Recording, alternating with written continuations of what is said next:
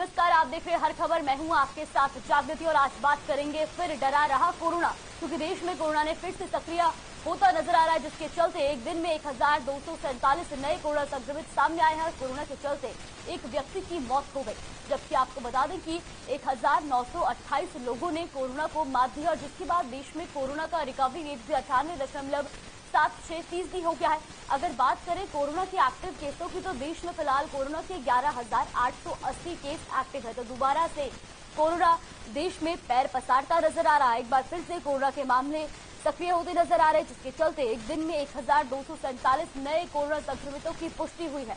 तो वही आपको बता दें कि कोरोना के चलते एक व्यक्ति की मौत भी हो गई, जबकि 1928 लोगों ने कोरोना को मात दिया, जिसके बाद देश में कोरोना का रिकवरी रेट भी 98.76% हो गया है। वही अगर बात की जाए कोरोना के एक्टिव केसों की, तो देश में फिलहाल कोरोना के 11,860 केस एक्टिव।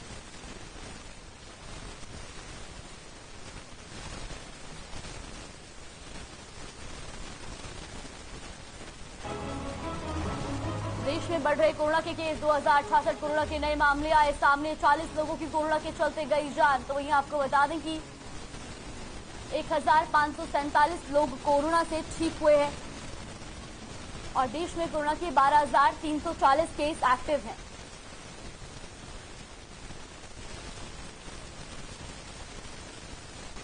और अब बात कर लेते हैं प्रदेश की, तो हरियाणा में भी कोरोना के मामलों में अब तेजी देखने को मिल रही है, जिसके चलते प्रदेश में एक दिन में कोरोना के 239 नए मामले सामने आए हैं, जबकि एक दिन में प्रदेश में कोरोना के चलते किसी भी व्यक्ति की मौत नहीं हुई और 121 लोगों ने कोरोना को मात दिया, जिसके चलते कोरोना का रिकवरी रेट भी 98.81% पहुंच गया है।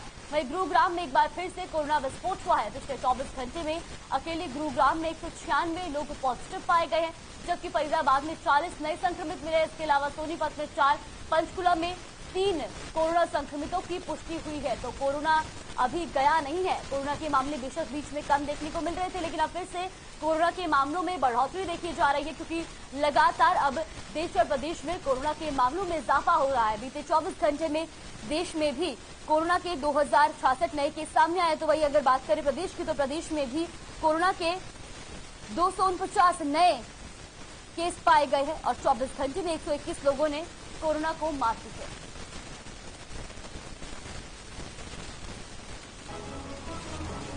प्रदेश में 24 घंटे में 249 नए कोरोना के मामले सामने आए हैं। 24 घंटे में 121 लोगों ने कोरोना को मात दी है। तो प्रदेश में कोरोना के 1,102 केस इस वक्त एक्टिव हैं और गुरुग्राम में 196 लोग कोरोना पॉजिटिव पाए गए हैं। तो गुरुग्राम में कोरोना के 868 केस इस वक्त एक्टिव हैं और गुरुग्राम में 109 लोग कोरोना से रिकवर हुए हैं। तो गुरुग्राम एक बार फिर से कोरोना का हॉटस्पॉट बनता दिखाई दे रहा है, क्योंकि अकेले गुरुग्राम में बीते 24 घंटे में 196 लोग कोरोना पॉजिटिव पाए गए हैं। सोनीपत में 4 और पंचकुला में भी 3 केस मिले हैं।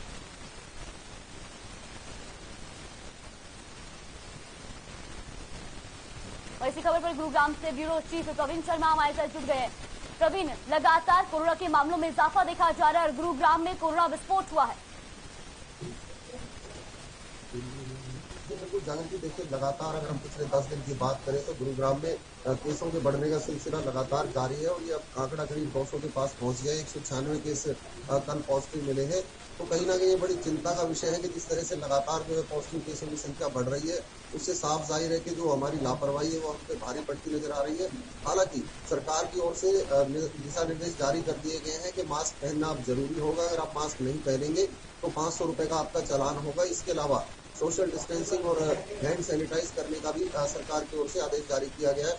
बावजूद इसके लोग जो बाजारों में अगर हम देखें तो कहीं मास्क का प्रयोग करते नजर नहीं आते और न ही सरकारी कार्यालयों में इस तरह की कोई व्यवस्था अभी तक की गई है।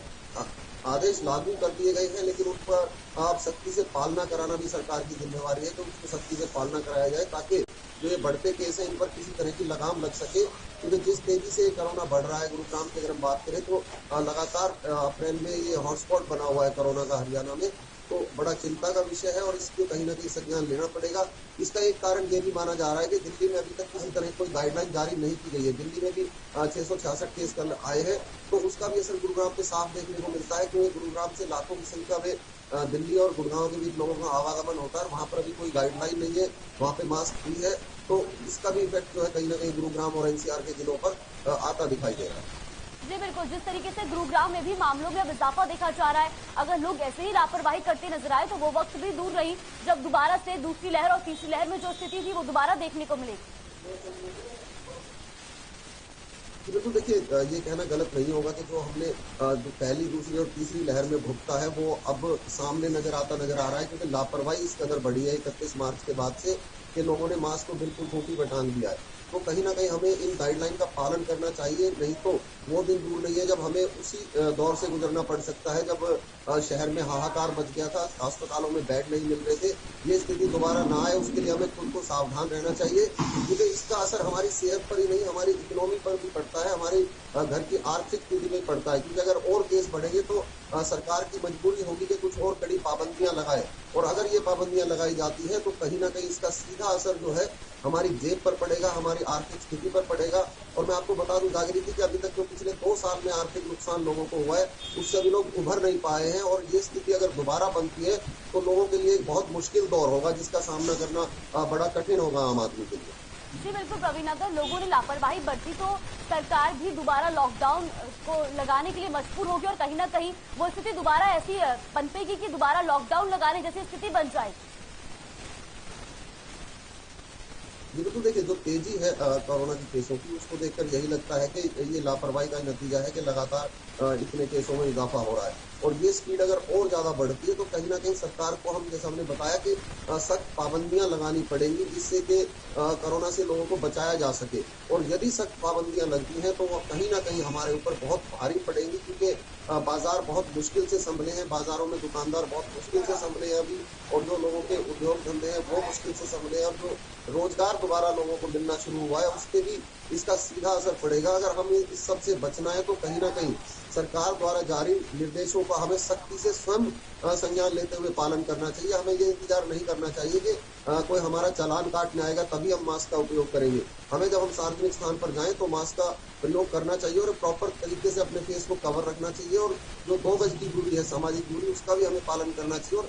और जब आप किसी भी संस्थान में जाते हैं तो वहां पर आप अपने हैंड सैनिटाइज करके जाएं, और जब बाहर निकले तब भी अपने हाथ सैनिटाइज करें ताकि आप इस महामारी से बच सके। क्योंकि इसका इलाज सिर्फ यही है कि आप अपने आप को बचा कर रखना है तो मास्क का प्रयोग करें और जो सरकारी गाइडलाइन है उनका पालन करें। एक और बात जो मैं आपको बताना चाहूंगा कि जो वैक्सीन है उसके ऊपर प्रॉपर ध्यान दें। जिन लोगों ने वैक्सीन अभी तक नहीं लगवाई है वो अपना वैक्सीनेशन जरूर कराएं, क्योंकि इस बीमारी को मात देने में सिर्फ वैक्सीन ही कारगर उपाय है। जी बिल्कुल, वैक्सीनेशन बहुत जरूरी है और जिस तरीके से बूस्टर डोज का भी वैक्सीनेशन जो है वो लगने लग गई है, तो उस टाइम पे गुरुग्राम में बूस्टर डोज वैक्सीनेशन का क्या अपडेट है? बिल्कुल, देखिए बूस्टर डोज लगातार लगाई जा रही है। जिनका समय पूरा हो चुका है उनको भी बूस्टर डोज लगाई जा रही है। उनको बाकायदा सरकार की ओर से फोन किए जा रहे हैं कॉल सेंटर की तरफ से कि आप आइए, आपका समय हो गया है बूस्टर डोज लगवाने का। इसके अलावा जिला प्रशासन ने एहतियाती कदम उठाते हुए कुछ निजी अस्पतालों को भी वैक्सीन करने का अधिकार दिया है कि वो एक तय शुल्क पर जो है लोगों को वैक्सीनेट कर सकते हैं, और साथ ही उन हॉस्पिटल्स को हिदायत दी है कि वो खुद भी लोगों को कॉल करें रिकॉर्ड चेक करके कि जिनका वैक्सीनेशन का समय आ जी है कि जैसी घातक महामारी से लड़ पाते हैं। जी प्रवीण, ये भी जानना चाहेंगे कि जो लोग कोरोना संक्रमित पाए गए हैं गुरुग्राम में वो किस वेरिएंट के हैं? क्या वो नए वेरिएंट के कोरोना संक्रमित है या पहले जो पुराने वेरिएंट्स है उन्हीं के कोरोना संक्रमित पाए गए हैं?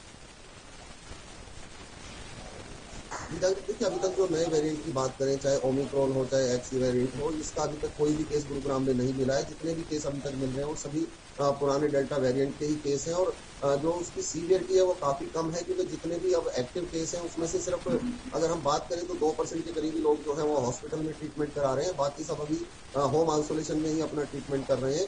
तो ये एक बड़ी राहत भरी खबर है कि जो वैक्सीन की वजह से इसकी जो सीवियरिटी है वो जरूर कम हुई है, लेकिन कोरोना अभी गया नहीं है, वो हमारे बीच में ही है, और हमें अगर उससे बचना है तो हमें सावधानी बरतनी होगी। जी बिल्कुल, कोरोना गया नहीं है, बस मामले जो है वो कम थे, लेकिन अब दोबारा लोगों की लापरवाही की वजह से जो है मामले भी बढ़ते जा रहे हैं। ऐसे में लगातार आप भी ग्राउंड जीरो पर रहते हैं, अब सरकार ने भी मास्क लागू कर दिया, तो क्या स्थिति है इस वक्त जब आप ग्राउंड पे पहुंचते, क्या लोग मास्क लगाते हैं, क्या नियमों का पालन करते नजर आते हैं?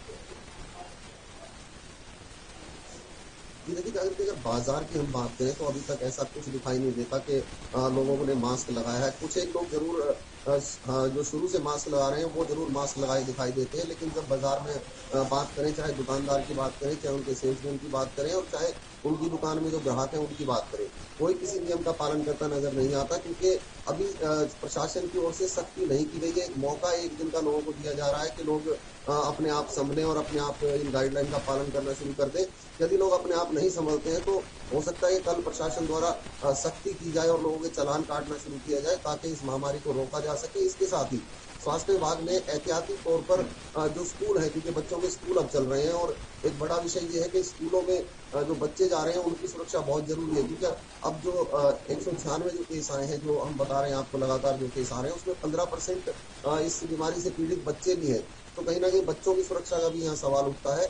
तो स्कूलों के लिए गाइडलाइन जारी की गई है, जिसमें स्कूलों को निर्देश दिए गए हैं कि बाकायदा सोशल डिस्टेंसिंग मेंटेन कराई जाए स्कूलों में, और उसकी निगरानी के लिए संभव हो सके तो सीसीटीवी कैमरे लगाए जाए, और उसके अलावा जो एग्जिट और एंट्री गेट है उनको अलग अलग रखा जाए, ताकि बच्चे एक दूसरे से दूरी बनाकर रख सके। और उसके अलावा जो बस में जो बच्चे आते हैं, जो ट्रांसपोर्ट कैरी करते हैं, उसमें भी जो उचित दूरी का ध्यान रखा जाए, ताकि बच्चों को इस संक्रमण से बचाया जा सके। और किसी भी बच्चे में अगर लक्षण दिखाई देते हैं तो उसको तुरंत घर भेजने की व्यवस्था की जाए। जी बिल्कुल, जिस तरीके से तीसरी लहर खत्म होने के बाद अब सभी प्रतिबंध हटाए गए थे, पूरी क्षमता के साथ स्कूल खोले गए थे, तो कहीं ना कहीं अगर अब मामले बढ़ते हैं तो बच्चों की पढ़ाई का तो नुकसान होगा ही। इसके साथ साथ व्यापारियों का भी जो है चिंता बढ़ती नजर आ रही है, क्योंकि व्यापारियों को भी आर्थिक नुकसान झेलना पड़ता है अगर लॉकडाउन जैसी स्थिति बनती है तो। बिल्कुल जागृति, देखिए बाजार की बात करें तो बाजार जो पिछले 2 साल की मार है उससे अभी पूरी तरह उभर भी नहीं पाया है। जिस तरह से हमारी व्यापारियों से बात होती है, उनका कहना है कि जो पिछले दौर के जो लॉकडाउन के दौरान उन्हें घाटा हुआ था, अभी वो उससे उभर भी नहीं पाए। और यदि ये लहर तेजी से बढ़ती है, चौथी लहर, तो कहीं ना कहीं उनको भारी नुकसान होगा, क्योंकि जो सामान उनके यहाँ उन 2 सालों के दौरान खराब हुआ है, उसके बाद जो है किसी तरह व्यवस्था कर उन्होंने नया सामान जो अपनी दुकानों में डाला है। और अगर यही लापरवाही लोगों की बढ़ती रही तो कुछ और सख्त पाबंदियां लगाई गई, तो उसका सबसे पहला इफेक्ट जो है मार्केट के दुकानदारों पर पड़ना निश्चित है, क्योंकि दुकानों को या तो टाइम बंद किया जाएगा, या फिर उन्हें बंद कराया जाएगा, या ऑर्डर किया जाएगा। मतलब कोई भी सख्ती अगर लागू होती है तो उसका सीधा असर व्यापारियों पर पड़ता दिखाई देगा। जी बिल्कुल प्रवीण, जिस तरीके से मामलों में इजाफा हो रहा है, क्या लगता है क्या प्रतिबंध हटाने की वजह से इस तरीके के जो मामलों में इजाफा देखा जा रहा है, ये चौथी लहर का संकेत है? देखिए, इसको चौथी लहर का संकेत तो भी नहीं कहा जा सकता, क्योंकि कुछ पर्टिकुलर एरिया में ही ये मामले बढ़ रहे हैं। जैसे 5 राज्यों की हम बात करें तो हरियाणा, महाराष्ट्र, दिल्ली, मिजोरम और केरल में ये मामले बढ़ रहे हैं। तो इसको अभी चौथी लहर नहीं कहा जा सकता, क्योंकि डॉक्टर्स भी अभी इसको चौथी लहर नहीं मान रहे हैं। हाँ, क्योंकि जिस तरह से फेस्टिव सीजन अभी गया है, जब नवरात्रि अभी गए हैं, और उसके अलावा भी बहुत से फेस्टिवल अभी देश में हो भी चुके हैं, तो उन फेस्टिवल्स में कहीं ना कहीं साफ तौर पर लोगों की लापरवाही देखी गई कि बिना मास्क के लोग लाइनों में लगे हुए थे, मंदिरों में बिना मास्क के, बिना सोशल डिस्टेंसिंग के भंडारा चल रहा है, और इस तरह की बहुत सी चीजें हुई हैं जिसके चलते जो है केस लगातार बढ़े हैं। तो इसका कारण यही है कि जो फेस्टिव सीजन है वो जब भी आता है उसके बाद ये केस बढ़ते हैं। पीछे हम दूसरी और तीसरी लहर की बात करें तो फेस्टिव सीजन के बाद ही केसों के बढ़ने का सिलसिला शुरू हुआ था, और जो काफी घातक साबित रहा था हमारे लिए। तो अब हमें संभलने का वक्त है कि चलो फेस्टिव सीजन गुजर चुका है, और अगर हम अब भी सावधानी बरतें और कड़ाई से नियमों का पालन करें तो हम इस चौथी लहर की दस्तक को रोक सकते हैं। जी बिल्कुल प्रवीण, सरकार ने तो 4-5 राज्यों में जो है मास्क लागू कर दिया, लेकिन इसके अलावा प्रशासन किस तरीके से लोगों को जागरूक करता नजर आ रहा है, क्योंकि प्रशासन की भी बड़ी जिम्मेदारी है ताकि लोग जो है वो नियमों का पालन करें। बिल्कुल, देखिए जिला प्रशासन की ओर से संचार माध्यमों से लगातार लोगों से अपील की जा रही है कि आप अपना मास्क पहनिए। लेकिन यहाँ जागृति एक और चीज बताना चाहूंगा कि मास्क पहनने के प्रति सबसे ज्यादा लापरवाह वो लोग हैं जिनको वैक्सीन की डबल डोज लग चुकी है या बूस्टर डोज लग चुकी है। ये एक भ्रम की स्थिति है जिसको लगातार जिला प्रशासन की ओर से दूर किया जाता रहा है कि बेशक आपको दोनों डोज लग चुकी है, बेशक आपको बूस्टर डोज भी लग चुकी है, लेकिन फिर भी कोरोना का खतरा आपके लिए जारी है, क्योंकि कोरोना जाएगा नहीं। आप उससे डरे कि डोज लग चुकी है फिर भी आप नियमों का पालन करें। हाँ, इतना जरूर है कि जिनको वैक्सीन लग चुकी है उसमें सीवियरिटी कुछ जरूर कम होगी, लेकिन जिस तरह से लोग लापरवाही कर रहे हैं वो कहीं ना कहीं कोरोना की चपेट में आ सकते हैं। और इसके लिए टेस्टिंग ट्रैकिंग का सिस्टम जो सरकार की ओर से किया जा रहा है वो बड़े मजबूत तरीके से किया जा रहा है, और मास्क के लिए लगातार प्रशासन की ओर से अपील भी की जा रही है और लोगों को जागरूक भी किया जा रहा है। और अगर नहीं मानते हैं लोग तो कल से सरकार सख्ती के मूड में भी आती नजर आएगी। जी बिल्कुल, जिस तरीके से अगर बाजारों की बात करें तो लोग तो लापरवाह होते नजर आते ही हैं, लेकिन क्या जो बाजारों में दुकानदार हैं वो कोरोना नियमों का पालन करते नजर आ रहे हैं? जी जागृति, जैसा हमने बताया कि जो बाजार में अगर दुकानदार की बात करें, सेल्समैन की बात करें या उनके यहाँ काम करने वाले किसी भी कर्मचारी की बात करें, सभी बेपरवाह नजर आते हैं। और जब हम उनसे बात करते हैं कि आप मास्क क्यों नहीं लगाए हैं, तो बड़ा हंसी में इसको उड़ा देते हैं। जबकि 2 साल में इन्हीं दुकानदारों ने उस दंश को झेला है, उस आर्थिक तंगी को झेला है, उस व्यापार के घाटे को झेला है, लेकिन बावजूद उसके दुकानदार और जो व्यापारी हैं वो इस बात को समझने के लिए तैयार नहीं है कि अगर ये चौथी लहर आती है तो सबसे पहला इफेक्ट जो है उन्हीं लोगों पर पड़ने वाला है। जी बिल्कुल, अब जिस तरीके से मामले भी बढ़ते जा रहे हैं, हालांकि 4 जिलों में तो नियम लागू कर दिए गए हैं, लेकिन अब जिस तरीके की स्थिति बनती जा रही है, क्या लगता है क्या पूरे प्रदेश में भी प्रतिबंध बढ़ाए जाने की उम्मीद लग रही है? जी जाकिर, देखिए जिस तरह से मामले लगातार बढ़ रहे हैं और मैं अन्य जिलों की भी अगर बात करूं तो वहां भी इक्का दुक्का मामले आ रहे हैं। अगर वहां पर भी ये मामले बढ़ते नजर आएंगे तो सरकार को वहां भी पाबंदी लगानी पड़ेगी और गाइडलाइन जारी करनी पड़ेगी। फिलहाल अभी 4 जिलों में इस पाबंदी को लगाया गया है, क्योंकि ये चारों जिले जो हैं दिल्ली से टच होते हैं और दिल्ली क्योंकि एक बहुत बड़ा क्राउडी क्षेत्र है जहां पर भीड़ बहुत ज्यादा होती है। उनके बाजार इन चारों जो जिले हैं उनसे लगते हैं और बाजार से आदान प्रदान भी इन चारों जिलों से होता है। तो सरकार ने पहले यहीं पर पाबंदियां लगाई हैं, क्योंकि इन 4 जिलों में भी केस लगातार बढ़ रहे हैं। और गुरुग्राम और फरीदाबाद की बात करें तो जितने हरियाणा में केस आए हैं उसमें सबसे ज्यादा केस जो है यहीं के हैं, दोनों जिलों के। तो हो सकता है कि ये अगर आगे पहुंचता है, अगर रेवाड़ी तक जाता है या मेवात तक ये केस जाते हैं तो आने वाले समय में सरकार वहां भी कुछ पाबंदियां लागू कर सकती है। फिलहाल वहां पाबंदियां नहीं लगाई गई है, लेकिन एक अपील जरूर की गई है कि आप अपनी सुरक्षा के लिए मास्क का प्रयोग जरूर करें। जी बिल्कुल प्रवीण, जिस तरीके से अभी हमने बीते दिनों में देखा दिल्ली और गाजियाबाद और नोएडा के कई स्कूलों में जो है बच्चे कोरोना पॉजिटिव आए, ऐसे में गुरुग्राम में भी अब पूरी क्षमता के साथ स्कूल खोले गए हैं। तो स्कूल प्रशासन किस तरीके से बच्चों से जो है वो कोरोना के नियमों का पालन करवा रहा है, क्योंकि बड़े बच्चे जो होते हैं वो तो समझदार होते हैं, लेकिन छोटे बच्चों को डील करना एक बड़ी चुनौती होती है। जी बिल्कुल जागृति, देखिए स्वास्थ्य विभाग की ओर से जो नोडल ऑफिसर हैं कोरोना के, उन्होंने कल ही एक गाइडलाइन जारी की है स्कूल्स के लिए कि आप एंट्री और एग्जिट के गेट अलग अलग रखें, जिससे जिस गेट से बच्चे आ रहे हैं उस गेट से बच्चे बाहर ना जाए। क्योंकि अक्सर देखा जाता है कि एक ही गेट से बच्चे धक्का मुक्की करते हुए बाहर निकलते हैं और अंदर जाते हैं। तो वो अव्यवस्था ना हो, इसके लिए 2 गेटों की व्यवस्था करने के जो आदेश है वो प्रशासन की ओर से दिए गए हैं। इसके अलावा जो छोटे बच्चे हैं उनकी क्लासों में ये कहा गया है कि सीसीटीवी कैमरे लगाएं, ताकि जो सोशल डिस्टेंसिंग है उसकी मॉनिटरिंग प्रॉपर तरीके से हो सके। ये एक स्पष्ट निर्देश प्रशासन की ओर से दिया गया है। उसके अलावा मास्क को मैंडेटरी किया गया है कि अगर कोई भी बच्चा बिना मास्क के आता है तो उसको स्कूल के अंदर प्रवेश नहीं दिया जाएगा। मास्क के बिना कोई भी बच्चा स्कूल में नहीं जा पाएगा। इसके अलावा अगर हम बात करें जो स्कूल के टीचर्स हैं, उनकी ये ड्यूटी है कि अगर किसी भी बच्चे में कुछ लक्षण दिखाई देते हैं तो उसके माता पिता को इन्फॉर्म करें और स्वास्थ्य विभाग को इन्फॉर्म करें और उस बच्चे को स्कूल ना आने दिया है। और साथ ही ये भी हिदायत है कि उस बच्चे के अटेंडेंस पर कोई फर्क ना पड़े, क्योंकि एग्जाम का सीजन आने वाला है, बच्चे अटेंडेंस से भी डरे हुए हैं। तो इस तरह की गाइडलाइनें स्कूल के लिए जारी की है और उम्मीद यही की जा रही है कि स्कूल जो है इन नियमों का पालन कराएगा, क्योंकि बच्चों की सुरक्षा बहुत जरूरी है। जैसा कि मैंने पहले भी बताया आपको कि जो केस आ रहे हैं उसमें 15% जो मरीज है वो बच्चे हैं। तो कहीं ना कहीं एक बड़ा खतरा ये बच्चों के लिए भी बनता नजर आ रहा है। जी बिल्कुल, ये भी जानना चाहेंगे कि गुरुग्राम में अस्पतालों की किस तरह की स्थिति बनी हुई, कि अस्पताल में भी कोरोना के मरीज जो है वो भर्ती कराए जा रहे हैं या होम क्वारंटीन में ही जो संक्रमित है वो रिकवर कर रहे हैं? यहाँ पर अगर मैं बात करूं कि 5 से 10 मरीजों का हॉस्पिटल में इलाज चल रहा है, बाकी सब होम क्वारंटाइन में अपना इलाज ले रहे हैं। और जो लोग होम क्वारंटाइन में हैं उनको लगातार जो है स्वास्थ्य विभाग की टीम की ओर से मॉनिटर किया जा रहा है, दवाएं उपलब्ध कराई जा रही हैं और समय समय पर उनकी काउंसलिंग भी की जा रही है। तो अधिकांश जो मरीज है वो होम क्वारंटाइन में अपना ट्रीटमेंट करा रहे हैं। और उम्मीद यही है कि क्योंकि सीवियरिटी अभी इतनी नहीं है कि जैसा कि स्वास्थ्य विभाग की ओर से कहा गया था, ये वेरिएंट जो है इसमें इम्यूनिटी जो वैक्सीन की इम्यूनिटी है वो कहीं ना कहीं लोगों के काम आ रही है और सीवियरिटी अब इसकी जो है कोरोना की खत्म होती नजर आ रही है। जी बिल्कुल, और ऐसे में खास तौर पर उन लोगों के लिए बड़ी चिंता की विषय है जो सड़कों पर होते हैं या जो वेंडर्स हैं या मजदूर वर्ग जो है, उनके लिए भी एक चिंता का विषय है, क्योंकि अक्सर वो लोग ही जो है ग्राउंड पर रहते हैं, और खास तौर पर वो भी जो फ्रंटलाइन वर्कर्स है, क्योंकि अगर हम पहली, दूसरी और तीसरी लहर की बात करें तो उस टाइम पे भी सबसे ज्यादा जो संक्रमित हुए थे या जिनकी मौत हुई थी वो फ्रंटलाइन वर्कर्स ही थे। जी बिल्कुल, देखिए ये एक बड़ा सवाल है कि अब जब किस तरह से कोरोना रफ्तार पकड़ रहा है और जो लोग सड़क पर रेहड़ी पटरी पर काम करते हैं या मजदूरी करते हैं, उनके लिए एक बड़ा चैलेंज हो जाएगा, क्योंकि अगर हम बात करेंगे मास्क लगा के यदि किसी व्यक्ति को ये कहा जाए कि उसको अब कस्सी चलानी है या बोझा ढोना है, तो उसके लिए बहुत ज्यादा दिक्कत की बात हो जाएगी, क्योंकि गर्मी का मौसम है और इस भरी गर्मी में मास्क लगाना उसके लिए काफी कठिन साबित हो सकता है। लेकिन एक मजबूरी है कि यदि मास्क नहीं लगाया तो कोरोना की चपेट में आएगा, और कोरोना की चपेट में आया तो कहीं ना कहीं उसको रोजी रोटी का संकट भी हो जाएगा।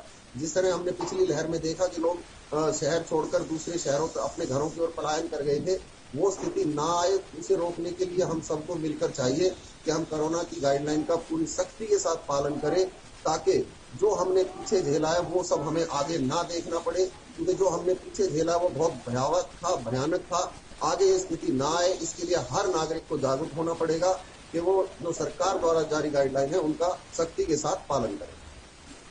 जी बिल्कुल, बहुत बहुत शुक्रिया प्रवीण जी आपका हमारे साथ जुड़ने के लिए और तमाम जानकारी हम तक पहुंचाने के लिए। जिस तरीके से देश और प्रदेश में भी लगातार अब कोरोना के मामलों में इजाफा देखा जा रहा है, प्रदेश में कई जिलों में भी सख्ती बढ़ा दी गई है, नियम लागू कर दिए गए, दोबारा से मास्क लागू कर दिया गया है, क्योंकि जिस तरीके से तीसरी लहर के जाने के बाद प्रतिबंध हटा दिए गए थे, कई राज्यों को मास्क फ्री कर दिया गया था, ऐसे में दोबारा से लोगों की लापरवाही के चलते मामलों में इजाफा देखा जा रहा है। बीते दिनों हमने देखा कि कई स्कूल के भी छात्र जो है वो पॉजिटिव पाए गए। ऐसे में अब गुरुग्राम में भी कोरोना के जो है अकेले गुरुग्राम में 24 घंटे में 196 लोग कोरोना संक्रमित पाए गए। वही कोरोना के 868 केस इस वक्त एक्टिव हैं। अगर बात करें फरीदाबाद की, तो फरीदाबाद में भी कोरोना के 40 केस एक्टिव मिले हैं, सोनीपत में 4 और पंचकुला में 30 केस मिले हैं। माफ कीजिएगा, पंचकुला में 3 केस मिले, तो 24 घंटे में 121 लोग कोरोना से रिकवर हुए। प्रदेश में कोरोना के 1102 केस इस वक्त एक्टिव है। तो गुरुग्राम में 196 लोग कोरोना पॉजिटिव पाए गए हैं। गुरुग्राम में कोरोना के 868 एक्टिव केस हैं। तो गुरुग्राम में 109 लोग कोरोना से रिकवर हुए हैं। फरीदाबाद में कोरोना के 40 एक्टिव केस मिले हैं, सोनीपत में 4, पंचकुला में 3 केस मिले हैं।